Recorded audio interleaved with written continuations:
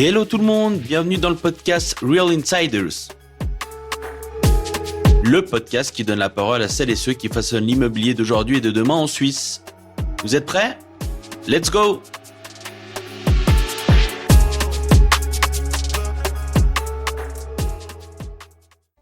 Salut Céline, merci de participer au podcast Real Insiders. Bonjour, de rien, je suis ravie d'être là. Alors Céline, avant de commencer, est-ce que tu pourrais te présenter? Bien sûr, alors je m'appelle Céline, j'ai 44 ans jusqu'à ce soir.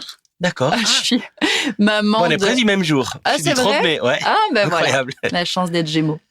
Je suis une maman de 3 garçons et je suis CEO de First Caution depuis 10 ans. D'accord. Et avant de parler de First Caution, j'aimerais qu'on remonte un peu le fil. Tu viens d'une famille dans le vin, si j'ai bien compris. Oui. Hein. Comment on passe de l'univers viticole à First Caution? Alors oui, le lien peut paraître un peu surprenant.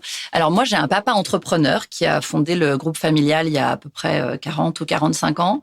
Et c'est vrai que ces métiers d'origine, c'est le vin et l'immobilier. Donc moi, j'ai grandi dans cet univers avec un papa qui nous a transmis à mes sœurs et à moi ce goût de l'entrepreneuriat. Okay. Je l'ai rejoint dans l'entreprise familiale après avoir fait une école de commerce et un master en finance et puis un petit peu mes expériences de mon côté.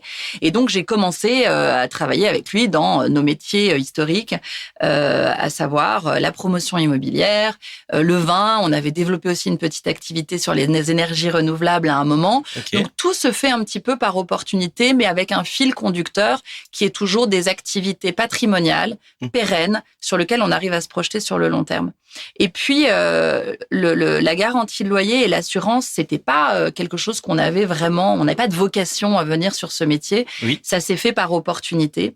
Ma famille, on est en Suisse, on regardait le marché de ce qui se passait et on avait connaissance du produit de la garantie de loyer.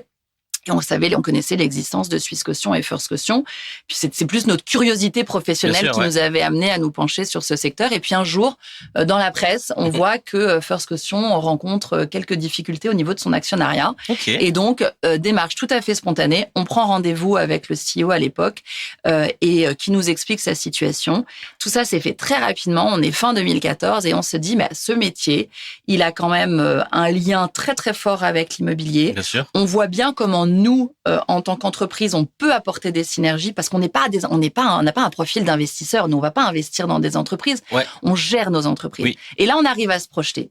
Mais j'étais loin d'imaginer que ça allait être ma fonction et puis que j'allais m'y épanouir de cette façon-là. Mais ça a commencé, par un article dans un journal. Génial. Et puis, donc, vous avez racheté First Caution, sauf erreur, oui, comme tu l'as annoncé. À quoi elle ressemblait la boîte quand tu as repris les rênes, justement? Alors, fin 2014, quand je suis arrivée 1er janvier 2015, je me souviens, puis qu'on a commencé à bosser. Alors, il y avait des très belles fondations. Déjà, c'était une compagnie d'assurance qui détenait son agrément, et c'est pas rien. Ça fait combien de temps que First Caution existait avant que l'agrément a été donné en 2008. Ok. Donc, tu vois, nous, on est arrivés en 2015. Il y avait une petite équipe, un petit portefeuille de clients, une notoriété. Donc, il y avait déjà des choses qui étaient établies. Il y avait une base. Oui. Après, on s'est pas rendu compte à l'époque le tsunami qu'avait été ce problème d'actionnariat. Et donc, nous, on est arrivés. Et c'est vrai qu'on n'avait pas anticipé à quel point il allait falloir regagner la confiance. Et puis, l'autre chose que nous n'avions pas prévue à l'époque, c'est qu'assez rapidement, on s'est rendu compte qu'on n'était pas en phase avec le management de l'époque. Okay. Et donc, on s'est séparés quelques mois après l'acquisition. Moi, j'avais pas de vocation à reprendre la direction. J'étais là, comme dans les autres activités du groupe, pour apporter un soutien. Oui. Mais les choses ont fait que je me retrouve en juin 2015 à prendre la direction générale de First Caution en me disant ça va être par intérim, on va remettre une organisation en place. Et puis finalement, ça fait 10 ans, j'ai très vite adoré ce métier, vu le potentiel, et j'ai lâché mes autres fonctions dans le groupe familial et je me suis concentrée uniquement sur First Caution. Ok, et donc tu as fait, entre guillemets, table rase du passé avec le management et l'actionnariat qu'il y avait à l'époque? Ouais, alors l'actionnariat complètement, puisqu'on a racheté donc vous avez racheté tout le départ. Okay, départ. Le management, oui. Encore une fois, je te dis, c'est comme dans un mariage, tu dois te retrouver autour de valeurs communes. Et puis quand tu regardes à 10 ans, tu dois à peu près tracer la même ligne. Là, c'était extrêmement divergent en termes de valeurs. En revanche, il y avait des super équipes et j'ai encore aujourd'hui dans mes collaborateurs des personnes qui étaient là avant nous et qui sont restées et qui font partie des bases solides de First Caution. De l'ADN de First Donc, Caution il y avait une bonne équipe, il y avait un agrément FINMA, il y avait un joli nom, il y avait des très bonnes choses qui avaient été faites, il y avait quand même des process qui avaient été définis. Bon, après, on a fait évoluer les choses en grandissant, mais il y avait d'un côté de très bonnes choses et de l'autre, un challenge, mais bon, après, tu peux pas tout avoir. Soit tu pars d'une feuille blanche, tu construis tout toi-même, soit effectivement, tu récupères quelque chose d'existant, ce qui n'empêche que tu peux entreprendre par-dessus, développer, et c'est ce qu'on a fait. Et insuffler ton style de management. Mais tu prends ce qu'il y a de bien et ce qu'il y a de moins bien. Tu peux pas tout avoir. Ok. Et il y a beaucoup de gens qui se posent cette question, c'est quel est le modèle économique derrière une caution sans dépôt bancaire? Comment est-ce que First Caution, elle se rémunère? C'est vrai que c'est des questions quand je parlais un peu en off et que j'allais justement, ça fait un mois qu'on a décidé qu'on allait faire ce podcast. Bon, en discutant à gauche à droite, on m'a dit mais pose-lui cette question parce que c'est quand même intéressant. Le modèle. Alors le modèle, il est assez simple finalement. Quand un locataire doit constituer une garantie de loyer, il a deux choix. Soit il se tourne vers une banque qui bloque son argent sur un compte traditionnel pendant toute la durée du bail, soit il se tourne vers une compagnie d'assurance comme la nôtre et on va lui permettre de fournir une garantie de loyer tout aussi fiable qu'un dépôt bancaire à son bailleur ou à la régie qui le représente. Et en contrepartie, il va nous payer une prime annuelle. Donc nous, on va s'exposer à un risque, mais qui ne va pas se matérialiser au moment où on va émettre ce qu'on appelle ce certificat de cautionnement. Pendant la durée du bail, on va encaisser les primes. Et à la fin du bail, s'il n'y a pas de dommages, le contrat de garantie s'arrête. Donc, sur notification, évidemment, de la régie ou du bailleur, un locataire de lui-même ne peut pas mettre fin à son contrat de cautionnement. S'il y a un dommage qui est reconnu par la régie et le locataire ou un jugement en faveur de la régie, nous, on va se substituer, nous allons payer directement la régie, et puis on va demander au locataire de nous rembourser. Et à ce moment-là, on met en place un certain nombre d'étalements de paiement, on rentre dans une phase de conseil pour que peut-être le locataire exerce sa RC ou son assurance ménage si elle est concernée.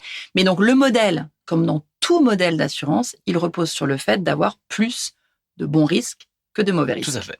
Et plus, ça on va en parler après, mais plus vous avez de locataires qui utilisent le produit First Caution, donc plus vous faites de la quantité, plus ça sera rémunérateur, Exactement, à condition qu'on soit sur un modèle, et ça on est très vigilant chez First Caution, donc comme je disais, on est régulé par la FINMA, donc c'est notre autorité de surveillance qui va veiller qu'en tout temps, First Caution ait la capacité de faire face à ces éventuels sinistres. Donc, il y a un travail d'actuaire derrière par rapport à notre marché, par rapport à notre historique et par rapport à la manière dont on sélectionne nos risques. Et valider une trésorerie, on a effectivement ce qu'on appelle solides, on dit, une fortune liée qui permet, qui est un calcul. Alors, on a 500 millions d'engagements. Évidemment, on n'a pas 500 millions de trésorerie, mais comme toute assurance, c'est encore une fois un calcul d'actuaire qui va se faire sur des scénarios de risque, des chiffres de notre historique, et puis qui vont sortir. Et la FINMA surveille qu'à tout moment,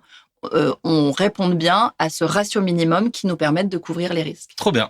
Ça, on en parlera après parce on a parlé en off justement de ce fameux Covid et à quel point il suranticipait ce genre d'événement, ce qui était une bonne chose.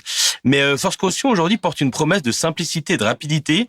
À quel point est-ce que c'est un critère de différenciation fort dans l'expérience utilisateur? Mais c'est énorme. Dès le début, en fait, il y a 10 ans, la première chose qu'on a faite, et à l'époque, mon père était beaucoup avec moi aussi, on est allé à la rencontre des régies. Parce que très rapidement, on s'est dit, OK, nous, notre client, c'est effectivement le locataire, mais c'est bien gentil d'avoir le client comme locataire, mais le client, jamais il va se lever le matin en se disant, tiens, aujourd'hui, je vais acheter une petite garantie de loyer. Non. Donc, le client, notre prescripteur, nos prescripteurs, ce sont les régies immobilières. Et donc, là, on est rentré dans cette démarche de se dire, bon, comment nous, en tant qu'opérateurs de garantie de loyer, on va pouvoir faire une promesse que l'on va tenir à nos partenaires régies, déjà de payer rapidement nos sinistres, c'est là qu'on est jugé et on s'efforce de le faire. Nous, les paiements sont quotidiens et on a des solutions pour payer les sinistres. Et puis, simplifier les process. Le métier de la gérance, c'est un métier de service avec beaucoup de tâches qui se cumulent, avec des marges qui sont réduites. Nous, on a dit, on voudrait, et on n'y est toujours pas, mais un jour on y sera, c'est un clic, j'ai ma garantie, un clic, je la libère. Et on va essayer, le plus possible, de supprimer toutes les zones de friction ou toutes les petites lenteurs administratives. Et donc, on va se positionner, mais on va pas automatiser en dépit du bon sens. Je vois beaucoup, effectivement, on parlera peut-être tout à l'heure de la digitalisation, de l'automatisation. Pour nous, ce qui était important, c'était déjà de bien comprendre les process. Et de venir positionner First Caution sur le chemin des locataires et des régies, là où ils ont besoin de nous. Oui. On m'avait un jour posé la question, mais pourquoi vous ouvrez pas des boutiques partout? Je dis, mais parce que c'est contre-productif. Moi, je veux pas que les gens viennent chez nous. Je veux qu'ils nous trouvent sur leur chemin. Je veux que ça soit indolore, tu vois, que ça soit vraiment qu'on soit sur le parcours client. Donc, c'est ce qu'on s'efforce. Que vous soyez dans le radar, quoi qu'il arrive. Oui. Et ce qu'on appelle dans le top of mind quand on doit faire exactement. Activer cette... Et puis, ça doit être le plus simple possible. Et, on voit que la simplicité de process en user experience est quasiment aussi importante que le prix dans les analyses qu'on fait. Et alors ça, c'était pas prévu dans la question, mais est-ce que quand tu as racheté First Caution, cette stratégie d'aller voir, tu me disais de prendre ton bâton de pèlerin et d'aller voir toutes les régies une par une, est-ce que c'était quelque chose qui était déjà implémenté ou pas assez finalement? Non, alors on s'est rendu compte que pas assez. En fait, nous, on l'a fait de manière très naturelle, mais vraiment, enfin, il y avait même pas d'hésitation. C'était la compréhension du marché avant tout. Et puis, c'est passionnant d'aller rencontrer des gens, de se présenter. Et puis, on s'est rendu compte qu'effectivement, tout le monde ne le faisait pas. Donc, on a eu beaucoup de chance parce que c'est toujours bien de faire mieux que les autres. Bien sûr. Et c'est ce qui nous a permis. Alors, déjà, on a rencontré des gens formidables. Certains sont devenus des amis. Et puis, on a appris. On s'est aussi rendu compte que ça allait pas être aussi simple qu'on l'imaginait, parce qu'il y a quelques portes qui se sont fermées, mais de manière, en fait, très, j'ai trouvé ça très honnête, très fair-play, c'était de dire faites vos preuves. Oui, et c'est ce qu'on a fait, parce que c'est bien joli de faire des promesses et d'arriver et de dire alors avec nous tout va être formidable, mais on a fait nos preuves. On a fait nos preuves. Aujourd'hui, je pense qu'on est reconnu comme un acteur fiable et professionnel au sein de l'écosystème immobilier. Super. Je voulais justement, tu me disais que vous étiez passé de 10 000 quand tu as racheté la boîte à aujourd'hui plus de 120 000 clients. Dis-moi si je me trompe. Non, c'est ça. Déjà, félicitations. Merci. Parce que c'est un big achievement selon moi. Et quelles ont été pour toi les 3 décisions clés qui ont fait justement basculer First Caution dans une trajectoire de croissance? Parce que pour moi, aujourd'hui, vous êtes vraiment installé. Pour moi, tout le monde dans le milieu de l'immobilier connaît Céline Frey. En tout cas, j'imagine. En tout cas, quand j'ai parlé de toi, il n'y a jamais personne qui m'a dit je la connais pas. Donc, voilà. Est-ce qu'il y a eu quels sont ces 3 éléments clés qui ont fait basculer de passer de 10 000 à 120 000 clients aujourd'hui? Alors, je sais pas si j'arriverai à citer 3 éléments clés, s'il y a une recette, mais ce qui est certain, c'est que on a été très actifs. Alors, c'est toute l'équipe, hein. On a été très actifs, on a pris des risques. On n'a pas hésité à changer. Tu vois, par exemple, quand on est arrivé, moi, je voulais aller très vite sur les développements. Puis on me dit toujours, on a une dette technologique, Moi, j'en peux plus de cette dette technologique. On avait à l'époque un CRM maison qui avait été développé par une équipe d'informaticiens in-house, qui était très bien, mais qui nous permettait pas d'aller plus loin.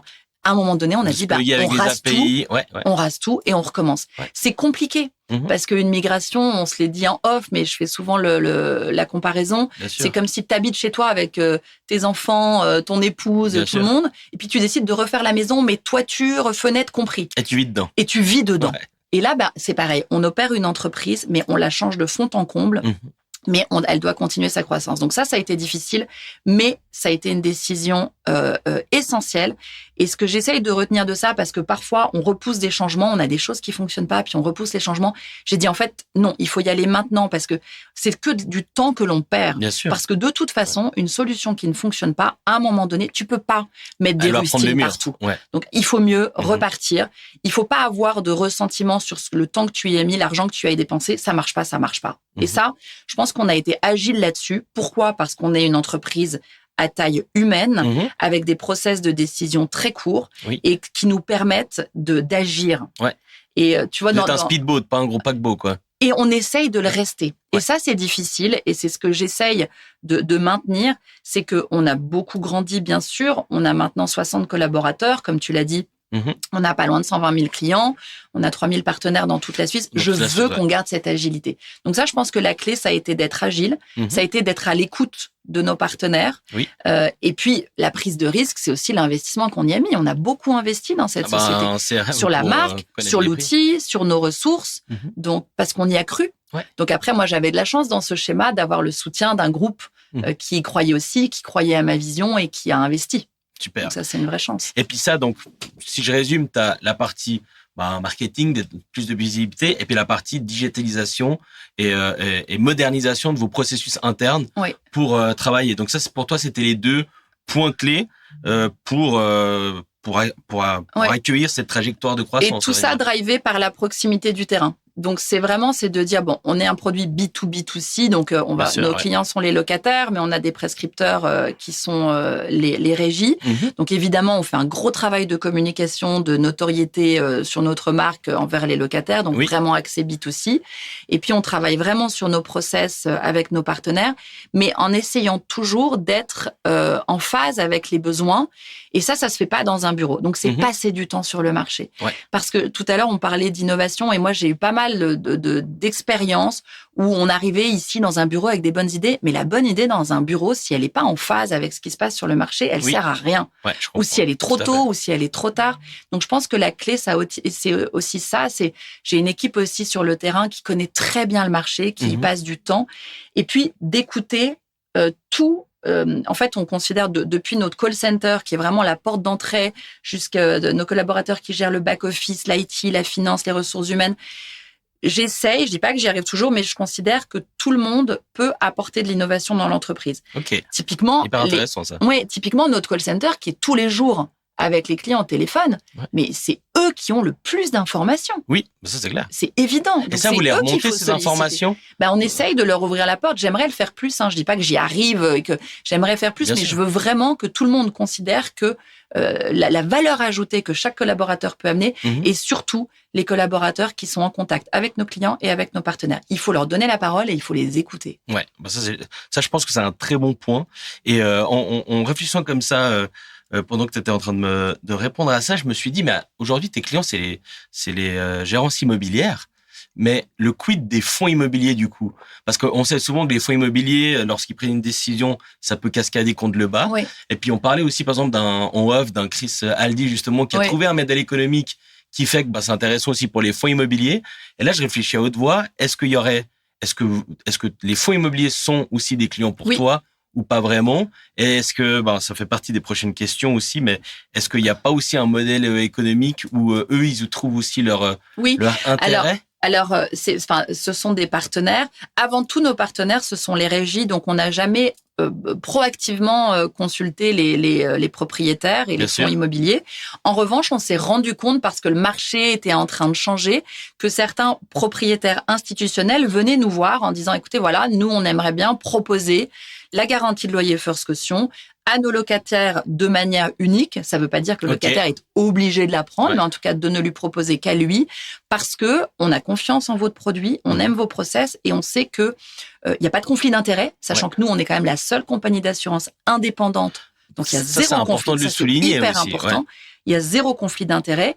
On met tout à disposition parce qu'on est bien conscient que l'ADN de notre produit, c'est le paiement des sinistres. Donc, on met tout pour payer rapidement les sinistres. Donc, il y a des propriétaires qui sont venus nous voir en disant, voilà, le marché, il se disperse trop. On ne veut pas laisser toutes les possibilités parce qu'il y a certains opérateurs qui ne proposent pas soit la même fiabilité que vous, soit pas la même indépendance.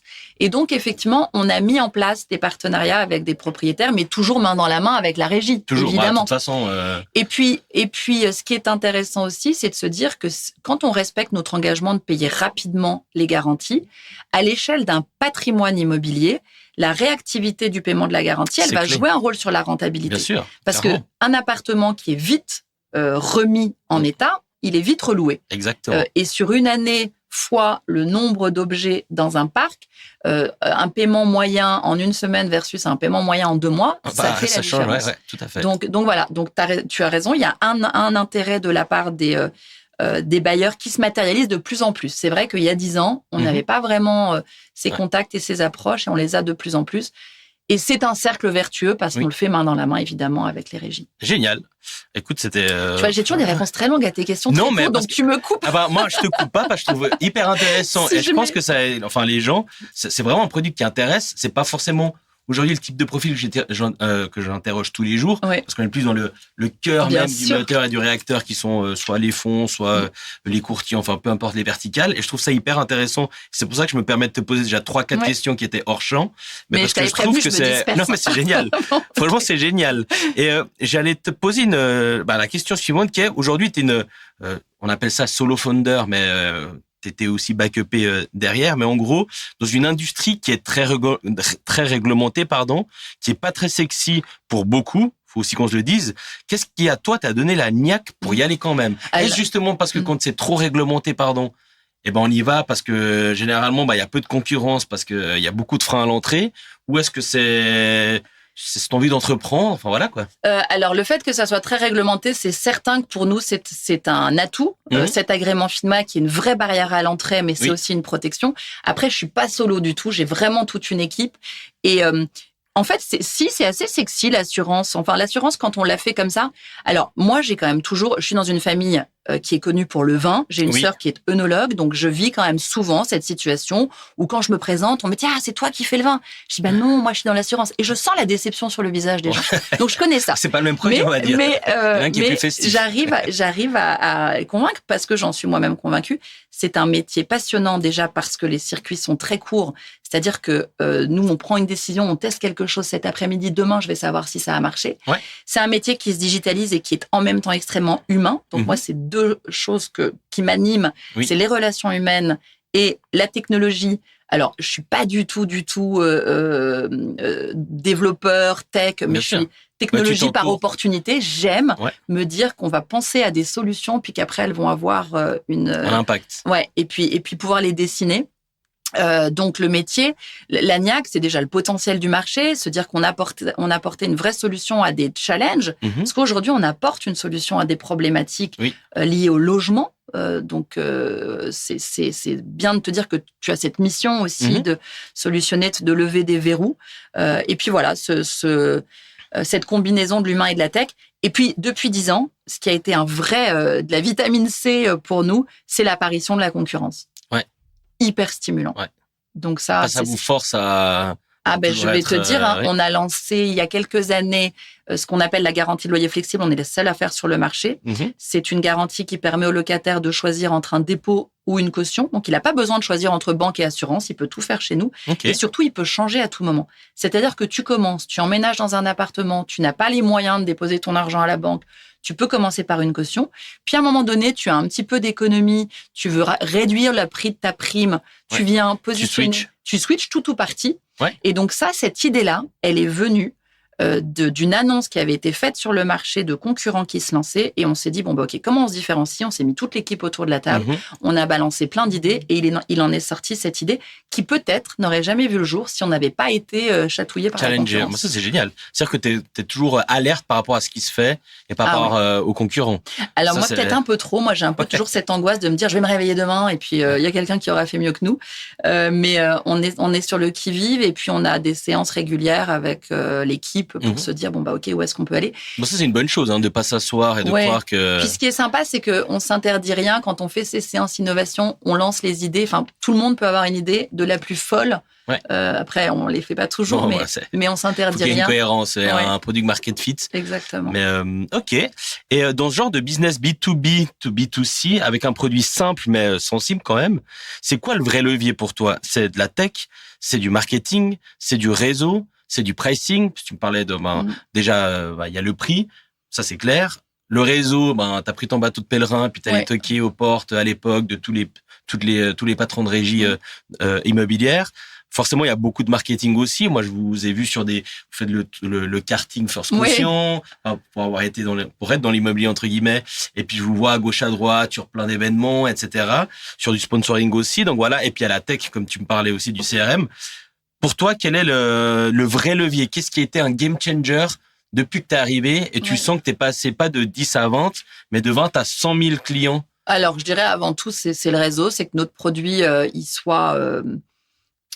accepté, adopté par les professionnels de l'immobilier, parce qu'encore une fois, ce que veut un locataire, c'est son appartement. Donc, à un moment donné, il a beau adorer First Caution, il faut que ça aille vite, quoi. Si la régie, First Caution, ça fonctionne pas du tout. Enfin, voilà, on va pas avoir de clients. Donc, c'est de se dire, c'est le réseau, mais c'est de gagner cette confiance par la preuve. On a fait nos preuves et on continue de le faire. On continue de nous améliorer et de faire évoluer. Donc ça, évidemment, la notoriété, il faut créer cet affect avec la marque. La tech, oui. ça évidemment, et je vais pas dire le contraire parce que je suis vraiment convaincue qu'on doit faire évoluer nos process, qu'on doit embrasser le changement. Alors attention, hein, moi je suis très sensible aussi à ce qu'on garde l'aspect humain très ancré. C'est important. Et je pense d'ailleurs que c'est notre rôle dans les entreprises de veiller à cet équilibre. Mais je dis la tech, attention, il faut que ça reste simple. On en parlait tout à l'heure. Oui. Il faut qu'on reste ancré. Il faut que ça reste extrêmement rationnel. Il faut pas compliquer les choses. Il faut répondre à un problème. Il faut rester très simple. Ouais. Et tu vois, dans les idées, dans les innovations, parfois, je me dis, oh là, attends, là, on se perd. Oui. On doit rester très, très simple et aller à l'essentiel. Donc, je pense que nos forces, ça a été effectivement de faire nos preuves, d'être bien adaptés, d'avoir le bon prix pour le bon produit, cette communication, et puis d'être resté vraiment en phase avec notre marché. Et monoproduit, pardon. Et monoproduit. Pour moi, c'est important aussi, pas se disperser. Et je pense, nous, on croit beaucoup à la force des partenariats. Chacun fort dans son domaine, pas essayer de se disperser à tout faire. Effectivement, nous, on a 120 000 clients, j'ai plein de sollicitations. Ah, mais vendez-leur ci, vendez-leur ça, faites ci, faites ça. J'attendais. Nous, on fait de la garantie de loyer et on se met dans des écosystèmes. On a déjà bien assez à faire comme ça. On a déjà assez à faire comme ça et puis on va se plugger dans des écosystèmes où on est légitime et puis entouré de professionnels dans leur propre métier. Et je pense que la force, c'est ça. Ouais, ok. Et tu me parlais aussi en off, on a quand même parlé une bonne heure, voire deux en off, parce que c'était hyper passionnant. De aussi, tu me parlais d'analyser la concurrence et surtout de pas louper les virages. On avait parlé, tu m'avais parlé je crois que c'était de Kodak qui avait loupé un virage. Moi, Skype. Moi, j'avais rebondi sur Nokia. Et ça, je trouve que c'est hyper intéressant. Pour toi, quelle était ta plus grosse galère justement en tant qu'entrepreneur et comment toi tu l'as gérée? Oui. Alors, pas louper le virage, ça c'est les bons conseils. Enfin voilà, moi j'ai vraiment de la chance d'avoir un père qui est mon mentor. Dit toujours, il faut pas s'embourgeoiser. Donc, il faut rester sur le qui-vive. Et il se dit, toi, quand ça va bien, dis-toi qu'il y a des dizaines, voire des centaines de personnes qui sont en train de réfléchir à comment ils vont prendre ta place. Qui veut la paix prépare la guerre. donc, c'est vrai que on est toujours très alerte. Et les virages, je dirais, enfin, les challenges qu'on a rencontrés, comme on a grandi très très vite, je t'avais parlé un petit peu de cette crise de croissance, c'est justement de garder ce côté très agile. À un moment donné, on a grandi, puis j'ai dit, bon, il faut qu'on se structure, il faut qu'on ait un petit peu les épaules plus larges, et donc on a recruté des profils qui venaient de très grandes entreprises, des gens formidables, mais qui sont venus, en fait, c'est pas mon modèle. Parce que moi, j'ai besoin... des hommes de terrain, des overthinkers un peu. Je dis pas qu'il y a un modèle mieux que l'autre, mais moi, en tout cas, dans mon modèle de management, et ce qui me motive, c'est de continuer d'avoir les mains dans l'opérationnel. Et on peut pas me couper de ça. Alors, même si il faut pas basculer dans trop de micromanagement, et j'y travaille, et j'ai des équipes formidables, vraiment, des managers en place sur qui je peux m'appuyer. Je dirais, ça fait vraiment 1 an et demi, et j'ai une équipe qui est sensationnelle, mais j'ai quand même besoin de ce lien. Et c'est vrai que dans cette crise de croissance un petit peu, on avait pris un virage qui était un petit peu trop radical, donc on a repositionné pour trouver ce bon équilibre. Donc ça a été effectivement un challenge. La communication, quand tu vas très vite, tu as tendance à oublier la communication en interne. Et ça, je dis pas que je le fais toujours bien maintenant, mais parfois vouloir aller trop vite. C'est le problème de toutes les boîtes, souvent dans l'immobilier d'ailleurs. Quand tu vas aller trop vite, puis en fait tu te rends compte, tu te dis, merde, j'ai oublié de... Et puis tu déséquilibres un peu tout. Donc ça, faire très attention à bien respecter toutes ces couches de communication pour emmener tout le monde.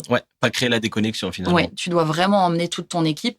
Et puis c'est pas facile quand tu es en perpétuel développement, changement. Tu as des gens qui n'adhèrent pas. Bien sûr, envie de quelque chose de plus tranquille. Et puis donc c'est tu perds aussi. Et c'est OK. Ok. Et toi, tu es CEO, mais aussi l'image de la boîte, on va le dire, en tout cas dans le milieu immobilier. Comment tu gères ton rôle, entre guillemets, de leader, de communiquer compte et de boss du quotidien? Est-ce que cette dimension de personal branding, elle est présente chez toi ou tu le fais de façon naturelle? Alors, c'est complètement naturel. Ok. Moi, j'aime bien incarner. Je suis impliquée. En anglais, on dit I care. Je suis concernée. Mais parce que je fais au quotidien dans l'équipe, avec mes équipes, ça me touche. Donc effectivement, quand tu y mets du tien comme ça, forcément, tu incarnes ta boîte parce que t'as pas de différenciation entre la journée au bureau puis le soir quand tu rentres à la maison. T'es entière, quoi. Tu vis avec. Moi, c'est ma vie, mais First Caution au même titre que mes 3 garçons, que ma famille, que tout le reste. Mais c'est une partie intégrale de ma vie. Ok. Et First Caution, c'est aussi un produit hyper concret. bon, on le disait, très peu émotionnel. Comment tu as réussi à créer aussi une marque et de la fidélisation? Est-ce que dans ce secteur-là de l'assurance, parce que moi j'y suis confronté tous les jours, je trouve pas que c'est un milieu où on fidélise généralement. Alors si je parle de l'assurance en tant que telle, c'est ton pote qui est assureur, il part dans une autre boîte, tu le suis, etc., etc. Est-ce que dans ce milieu-là, on crée de la fidélisation? Oui. Alors oui, parce que je te dirais, on a 90% de nos clients qui reviennent chez nous, sachant que dans les 10% restants, tu as des gens qui partent à l'étranger, clients qui locataires achètent. Ou clients locataires? Ok, locataires, ouais. Oui, alors nous, on parle des partenaires Bien et puis sûr. les locataires sont les clients. Okay. Donc, on arrive à créer cet affect. Là, c'est la part d'humain. Donc, on digitalise énormément nos process, on développe tout le self-care, donc tout ça, on le fait, mais on met un accent très, très fort sur la personnalisation du service. Et donc, moi, je suis très sensible à ça. Alors, ça fera rire mes équipes si elles écoutent ça, parce que je regarde beaucoup les avis Google, parce que je pense que ce que nos clients pensent de nous, c'est très important. Et puis demain, avec l'IA, ça va être le nerf de la guerre. Oui, mais quand je vois les avis Google qui remercient des personnes chez nous, je me dis, on a créé quelque chose. Alors, évidemment, on va pas le faire pour tous les clients parce que on va standardiser et puis tous des cas simples qui vont pouvoir. Mais on est une entreprise de service. Et dans la notion de service, il faut pas oublier qu'il y a l'accessibilité, la disponibilité et le contact. Et moi, c'est une bataille que je veux mener parce que je veux qu'on ne perde pas cet ADN, qui est l'incarnation. Donc, on arrive à créer déjà l'affect parce qu'on touche au logement, qui est quelque chose d'émotionnel. Très important, ouais. Et puis, parce que on essaye toujours, je dis pas qu'on y arrive toujours, mais on essaye d'apporter des solutions. Et quand tu apportes des solutions, les gens sont reconnaissants. Ouais. Et une question toute bête, mais moi, quand j'étais dans d'autres secteurs comme la télécommunication, les call centers, ils étaient à l'étranger, que ce soit en Macédoine, au Portugal, à gauche, à droite. Beaucoup sont au Portugal aujourd'hui parce qu'il y a beaucoup de francophones. Est-ce que vous êtes ici? Ici. Okay. Ça, c'est un vrai choix. Donc, tu as des gens qui parlent italien, suisse-allemand, anglais et français. Oui, c'est un vrai choix qui coûte évidemment, mais alors ça, j'y dérogerai pas.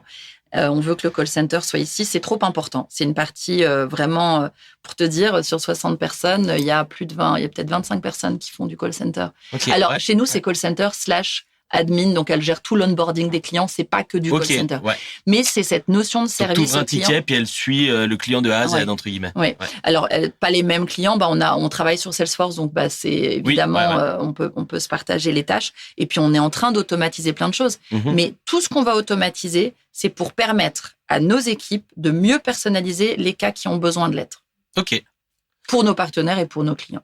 Justement, ça me permet de rebondir à la question suivante, c'est que tu sens une évolution dans la perception des propriétaires ou régies par rapport aux cautions. Enfin, c'était plutôt une question, pardon. Est-ce que le digital a fait sauter des verrous? Ah oui, bien sûr, à plein de niveaux. Le digital a fait sauter des verrous parce que nous, dans cette promesse que l'on fait de simplifier les process, c'est vrai que par le biais des intégrations, cette promesse, elle est plus tangible. Oui. On a évidemment un portail sur lequel nos partenaires peuvent venir se loguer, mais moi, je veux qu'ils disparaissent, ce portail. La volonté, c'est que non, ils sont dans leur univers, à l'endroit où les gestionnaires gèrent leurs sinistres. Ils doivent pouvoir gérer leur garantie de loyer. Donc, c'est là-dessus qu'on travaille. Donc là, effectivement, le fait d'être vraiment en phase avec cette promesse de simplification permet de convaincre plus de partenaires. Et d'un point de vue rentabilité, c'est aussi plus rentable quand on se digitalise. Alors aujourd'hui, généralement, il y a beaucoup d'investissements à la base. Oui, c'est ce que j'allais te dire. Quand tu as un process, quand tu élimines des tâches à peu de valeur ajoutée ou zéro. Alors nous, on n'a pas encore vu la rentabilité parce que dans un premier temps, ça va arriver. Oui, c'est vrai que dans un premier temps, tu as les coûts de développement et puis dès qu'on met en place des automatisations, tu as une phase de test pilote où tu doubles. Parce que tu la gères d'un côté manuellement, puis de l'autre côté pour que l'IA fasse ses preuves. Donc et puis il y a le temps de la formation où tu dois déconnecter des équipes. Donc si tu veux continuer de croître comme au rythme auquel on le fait, tout en développant ces aspects-là, là tu dois investir, doubler, pas toujours, mais en tout cas augmenter tes ressources, investir. Et après évidemment. Tu t'en viens à une question de productivité et puis d'économie. Mais comme nous, on veut combien en termes de pourcentage l'investissement dans les nouvelles technologies ou dans l'innovation? Je pourrais pas te le décortiquer parce qu'il y en a dans tous nos départements. Mais oui, c'est assez central comme c'est important. Généralement, c'est des gros investissements, donc ça prend une part importante dans le développement. Et puis parfois tu fais et tu défais.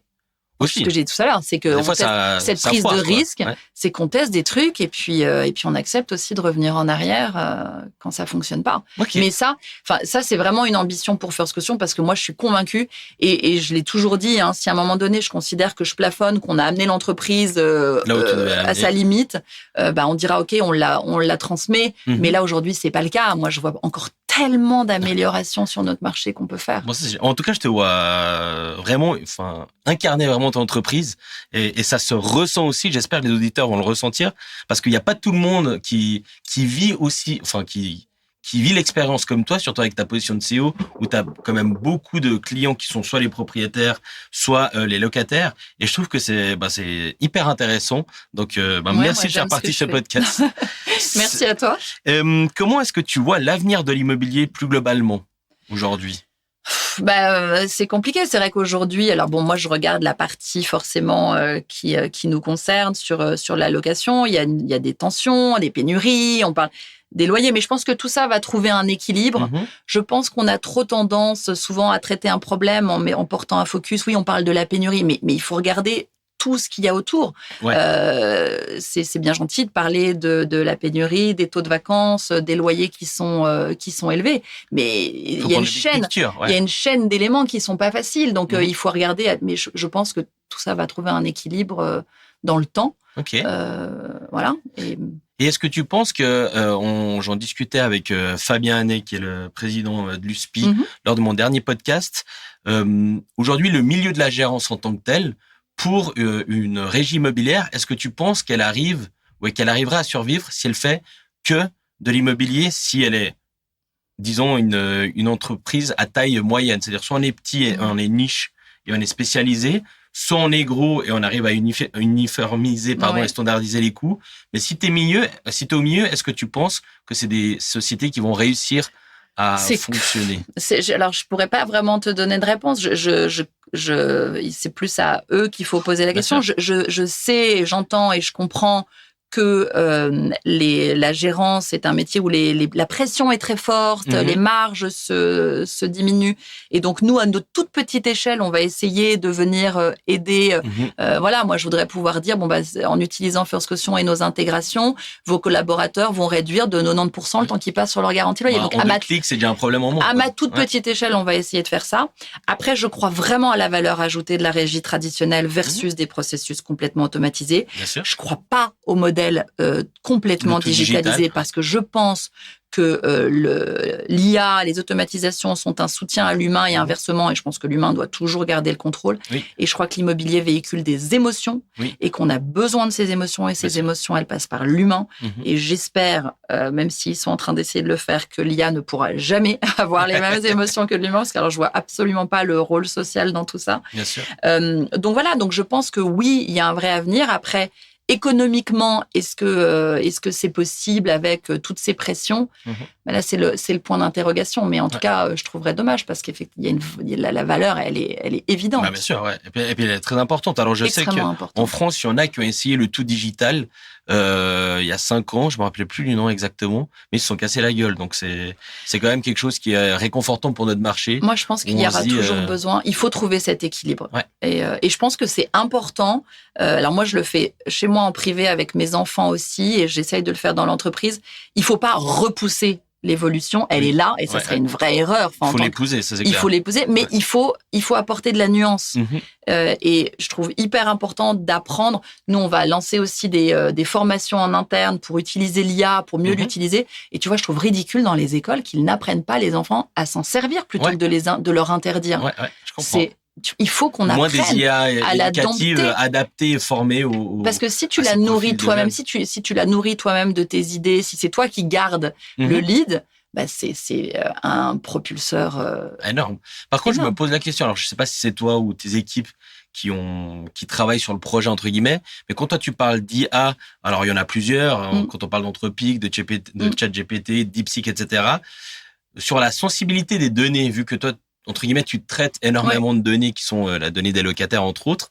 Ça, comment vous l'appréhendez? Est-ce que ça, Alors, ça fait la sécurité de nos données, la cybersécurité, c'est un élément numéro 1 dans la liste des contrôles que nous faisons à tous les niveaux. Et des red flags. Mais évidemment. Ouais. Et donc, parce que l'IA, c'est une vraie question. Hein. Bien sûr. On voit que l'État du Valais, apparemment, Bien j'ai vu sûr. sur 20 minutes, s'était fait hacker. Bien sûr. Demisim a eu ce problème-là il y a quelques années aussi. Alors, on fait extrêmement attention et on met tous les verrous possibles. On fait des formations constantes, on fait des tests de pénétration. On a entre notre équipe compliance et équipe IT, c'est un sujet essentiel. On fait des audits récurrents. Ouais. Après, un jour, j'avais parlé au directeur d'une grande compagnie d'assurance et je lui dis mais vous, comment vous gérez? Parce que ta compagnie, elle est énorme. Enfin, bien sûr, Et puis, il me dit écoute, on ne se demande pas si ça va arriver, on se demande quand ça va arriver. Et on se prépare. Ouais. Et malheureusement, j'ai envie de te dire, c'est compliqué de se prévaloir de se protéger d'un danger quand tu sais pas d'où il va venir. Donc, on bloque tout ce qu'on peut. Et puis surtout, effectivement, on met plein de verrous de manière à ce que si à un moment donné, je touche du bois pour que ça n'arrive pas, y a quelque chose qu'on n'a pas vu qui se passe, que la fuite soit la plus limitée possible. C'est hyper intéressant parce que quand j'étais pas dans l'immobilier il y a 10 ans, j'étais dans une autre boîte qui était dans la tech, dans la tech vidéo. Donc il y avait des enjeux avec des athlètes de haut niveau, avec des médailles olympiques, etc. Et le responsable de la sécurité informatique de notre logiciel me disait qu'il recevait plus de 100 millions d'attaques. Incroyable. De par les grands pays qui sont liés aux grandes médailles or. Donc, on donnera pas les noms, mais je crois que tout le monde a compris. C'est effrayant. Et c'est effrayant, mais se faisait attaquer tous les jours parce que c'est le savoir, en final. Et quand tu maîtrises le savoir. Bien sûr. Que ce soit les Chinois, les Russes, etc., ils sont. Bien sûr. Mais alors après, je suis pas sûre que l'IA, l'IA augmente le risque d'exposition, mais quand tu regardes les statistiques, le plus grand risque, il vient d'un email qu'un collaborateur a ouvert parce qu'il a cliqué sur une pièce jointe. Ouais. Donc, la formation, la porte d'entrée, souvent, elle est toute simple. Elle est simple. Donc là, on fait beaucoup de formations, de sensibilisation en interne. Puis on verrouille tout, nos données sensibles. Bon, après, voilà, je vais pas te faire tout le catalogue de mesures, mais les données sensibles, type bancaire, sont pas gardées. Enfin voilà, il y a tout un tas de choses. Vous avez bien schématisé. De pare-feu qu'on met en place. Je touche encore du bois parce que je suis un peu superstitieuse. C'est un vrai challenge l'IA en plus. Avec toutes ces. On voit tellement de tout qu'au final, effectivement, mais il suffit d'un email et un clic et puis c'est compliqué. Aujourd'hui, First Caution est bien établi. Quelle est la prochaine étape? D'être mieux établi. Non, on a pas mal de challenges, de projets qui sont dans les tuyaux, qui sont pas. Cette promesse dont je te parlais vraiment de simplification, elle n'est pas encore tout à fait aboutie, donc on est encore en train de travailler dessus. On est très très bien implanté en Suisse romande et on essaye de le rester en étant toujours à l'écoute de nos partenaires. On travaille beaucoup sur la Suisse alémanique où le marché est un petit peu moins mature. Et puis après, alors pour l'instant, on reste vraiment sur notre produit de la garantie loyer. Puis on a apporté la garantie loyer flexible. Là, récemment, on a lancé le paiement de ses primes en crypto. C'est vrai? Oui, on travaille. Alors, tu peux payer tes primes. La garantie loyer, elle reste constituée de la même manière. Tu peux payer tes primes en crypto. On a effectivement des solutions. Aujourd'hui, on sert le locataire qui ne veut pas bloquer son argent sur un compte. On sert le locataire qui hésite entre les deux, donc avec la garantie de loyer flexible. Celui qui veut vraiment opter pour un dépôt bancaire, qui n'a pas l'intérêt de la disponibilité de son argent. Aujourd'hui, on le sert pas. Donc, on a des réflexions de partenariat sur cette piste-là. Et puis, on réfléchit à faire évoluer le produit. Voilà, parce que je pense qu'il y a toujours mieux à faire. Je me méfie du « Ah oui, mais ça, c'est comme ça, on l'a toujours fait comme ça ». Non, réfléchissons, peut-être qu'il y a une autre manière de le faire. Donc, alors, je sais pas toi, mais dans tes offres d'onboarding, quand c'est un premier client comme dans la télécommunication, est-ce par exemple la première année est offerte ou pas du tout? C'est pas des... Alors non, parce que nous, on a la télécommunication, ils ont des schémas, des abonnements qui sont plus longs. En revanche, on a un prix qui est standard, mais après on a plein d'applications de ce prix. Donc on a une promo si tu as moins de 30 ans, parce que chez nous tu es jeune à moins de 30 ans. Je sais pas trop où ça me situe, mais voilà. On a des prix quand on a des partenaires. Donc pour l'instant, voilà, le schéma, la modélisation du prix, pour l'instant, elle est assez standard. Oui. On verra si par la suite on a des choses qui bougent, mais disons que le client, on a plus un prix pour le client qui revient chez nous que pour celui qu'on capte au départ. Fidélisation. La prime de fidélisation. Puis lui aussi, on va vraiment essayer de lui faciliter toutes ces démarches. C'est déjà assez compliqué de déménager. Donc, si en plus, tu as de la paperasse pour ta garantie. Alors, moi, j'ai First Caution. Et ce qui est cool, c'est que je sais que je reçois, je crois que c'est en janvier, je paye et il n'y a plus de problème. Par an. Voilà. Tu reçois une fois par an. Ça, c'est génial, et par email. Donc, c'est vraiment un souci que je me pose pas la question. Tu vois, toi, la difficulté aujourd'hui qu'on a, c'est que dans cette phase de changement, donc ça offre plein d'opportunités, mais ça pousse aussi les entreprises à être multicanal. Oui. Parce que toi, effectivement, tu es très satisfait de recevoir ta taille-bill ou par email, ou tu veux, peu importe. Mais donc, on pourrait se dire, OK, maintenant, allez, on envoie tout par email, on supprime le papier. Mais à côté de ça, moi, j'ai aussi des locataires qui vont à la poste avec...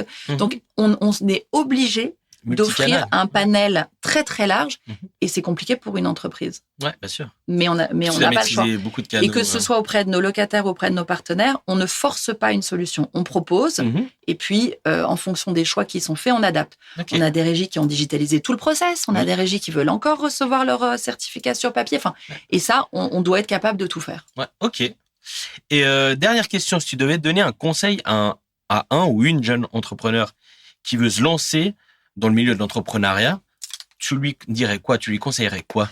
Alors, moi, c'est un petit peu différent puisque moi, je suis partie d'une base qui existait déjà. Mais en tout cas, l'expérience que je peux avoir, c'est d'oser parce que tu peux entreprendre dans une entreprise que tu n'as pas créée toi-même. Et je vois, c'est souvent, on a tendance à repousser. Tu sais, tu te dis, OK, on fait un rétro-planning, puis on va se lancer. Et c'est jamais le bon moment. Mais à un moment donné, il faut y aller. Ouais. Il faut se lancer. Je dirais aussi ne pas être trop impatiente, c'est ce que je suis. Moi, je suis très impatiente, je suis très vite frustrée, alors qu'il faut quand même laisser du temps. Évidemment, bien s'entourer, prendre des risques. Mais la première chose, c'est d'y aller. Parce qu'une fois que tu y es, de toute façon, c'est un petit peu le. C'est comme on disait en off, tu sautes de l'immeuble et tu construis les ailes en tombant. Voilà, tu apprends à nager en te jetant à l'eau, c'est un peu ça. Évidemment, tu vas pas au feu sans être un minimum préparé, mais c'est jamais, tu pourras jamais te dire, allez, tout est prêt, c'est le bon moment. Non, à un moment donné, il faut y aller. Ça peut jamais être parfait. Non. Faut être prêt à 70-80%. Voilà. Et encore, des fois, il y en a qui lancent. Et tu y vas. Ce qui compte, c'est le chemin. Généralement, c'est pas l'arrivée. C'est ce que c'est vrai. Ça fait plus de 40 minutes qu'on parle dans ce podcast. Et j'ai l'impression que tu me parles plus du chemin que le but final où justement, pour toi, aujourd'hui, il y en a pas encore. Et je trouve que c'est une métaphore de fin, on va dire. Si à un moment donné, je te dis, on n'a plus rien à faire, on est arrivé au bout, je vais perdre l'énergie que j'y mets au quotidien et les équipes aussi. Je pense que c'est toujours bien d'avoir un projet à quelques années et puis des idées, bien sûr. Pour pouvoir avancer. Bien sûr. Super, écoute, merci beaucoup. On arrive à la fin du podcast Real Insider. Merci de faire partie de cette communauté, c'était génial. Et puis on lance le podcast d'ici 2-3 semaines. Donc merci beaucoup et puis on fera le point dans quelques années pour voir comment tu as évolué. Avec grand plaisir. Génial, merci beaucoup Céline. Merci, à bientôt.